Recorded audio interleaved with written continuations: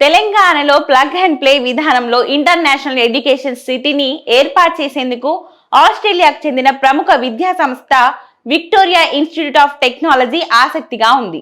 ఈ మేరకు ఆస్ట్రేలియా పర్యటనలో ఉన్న తెలంగాణ ఐటీ పరిశ్రమల శాఖ మంత్రి దుద్దిల శ్రీధర్ బాబును మెల్బోర్న్ లో విఐటి బోర్డు సభ్యుడు, ప్రస్తుత ఆస్ట్రేలియా ప్రధాని సన్నిహితుడు అలెస్ గ్రిఫిన్ ప్రత్యేకంగా కలిశారు. అంతర్జాతీయ విద్య నైపుణ్య కేంద్రంగా తెలంగాణను తీర్చిదిద్దేందుకు రాష్ట్ర ప్రభుత్వం తరపున తీసుకుంటున్న చర్యలు, ఇక్కడ అనుకూలతలు, ప్రగతిశీల విధానాలు, డిజిటల్ మౌలిక సదుపాయాలు, తెలంగాణ యువత ప్రతిభ, సమర్థవంతమైన నాయకత్వం తదితర అంశాలను ఈ సందర్భంగా మంత్రి శ్రీధర్ బాబు వారికి వివరించారు. అనంతరం ఇంటర్నేషనల్ ఎడ్యుకేషన్ సిటీ ఏర్పాటు ప్రతిపాదనపై సుదీర్ఘంగా చర్చించారు. విదేశీ వర్సిటీలు, ఉన్నత స్థాయి పరిశోధన కేంద్రాలు, నైపుణ్యాభివృద్ధి సంస్థలు, గ్లోబల్ హబ్ గా ఈ క్యాంపస్ ను అభివృద్ధి చేస్తామని విల్ ప్రతినిధులు మంత్రి శ్రీధర్ బాబుకు చెప్పారు. సదరు సంస్థలు తమ కార్యకలాపాలను నిర్వహించుకునేలా ప్లగ్ అండ్ ప్లే విధానంలో తెలంగాణ ప్రమాణాలతో కూడిన మౌలిక సదుపాయాలతో ఈ కేంద్రాన్ని అభివృద్ధి చేస్తామని వెల్లడించారు. ఈ ప్రతిపాదనపై మంత్రి శ్రీధర్ బాబు సానుకూలంగా స్పందించారు. రాష్ట్ర ప్రభుత్వం తరపున అన్ని రకాలుగా ప్రోత్సహిస్తామని హామీ ఇచ్చారు. స్థల పరిశీలన తదుపరి చర్చల కోసం తెలంగాణకు రావాలని ఆహ్వానించారు.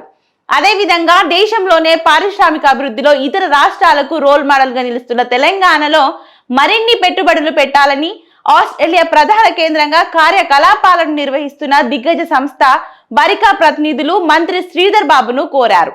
ఆ దేశ పర్యటనలో భాగంగా మెల్బోర్న్ పారిశ్రామిక పేలుడు పదార్థాల తయారీ, మైనింగ్, ఇన్ఫ్రాస్ట్రక్చర్ తదితర రంగాలలో అంతర్జాతీయ అగ్రగామిగా ఉన్న ఆ సంస్థ సీఈఓ ఎండి సంజీవ్ గాంధీ ఇతర ప్రతినిధులతో ఆయన ప్రత్యేకంగా భేటీ అయ్యారు.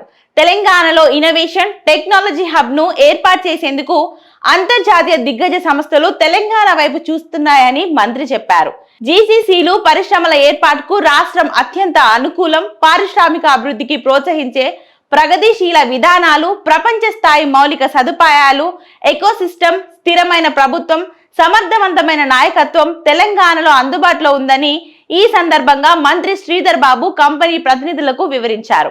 Industrial innovation, sustainability, manufacturing, mining రంగాలలో డిజిటల్ ట్రాన్స్ఫర్మేషన్ కోసం తెలంగాణతో కలిసి పనిచేసేందుకు ముందుకు రావాలని ఆహ్వానించారు.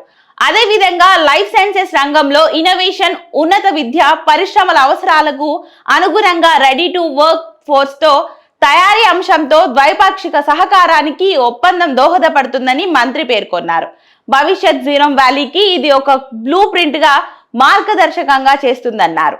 ఆసియాలోనే అగ్రగామిగా ఎదిగిన తెలంగాణ లైఫ్ సైన్సెస్ ఆర్థిక వ్యవస్థను 2030 నాటికి $250 బిలియన్ చేర్చాలని లక్ష్యంగా పెట్టుకున్నామని, $80 బిలియన్ విలువ చేసే 2000కు పైగా జాతీయ, అంతర్జాతీయ దిగ్గజ ఫార్మా, బయోటెక్ కంపెనీలు ప్రస్తుతం తెలంగాణలో కార్యకలాపాలు నిర్వహిస్తున్నాయన్నారు. దేశంలో ఉత్పత్తి అయ్యే ఔషధాలలో తెలంగాణ వాటా 40% ఉందని, ప్రపంచానికి అవసరమైన వ్యాక్సిన్లలో 1/3 తెలంగాణ నుంచే ఉత్పత్తి అవుతున్నాయని, మరోవైపు ఏలిబెల్లి లాంటి దిగ్గజ ఫార్మా సంస్థలు తెలంగాణ వైపు చూస్తున్నాయని, భవిష్యత్ అవసరాల కోసం తెలంగాణ యువతను లైఫ్ సైన్సెస్ రంగానికి అవసరమైన అత్యుత్తమ నైపుణ్య మానవుల వనరులుగా తీర్చే బాధ్యతలు రాష్ట్ర ప్రభుత్వం తీసుకుందని మంత్రి చెప్పారు.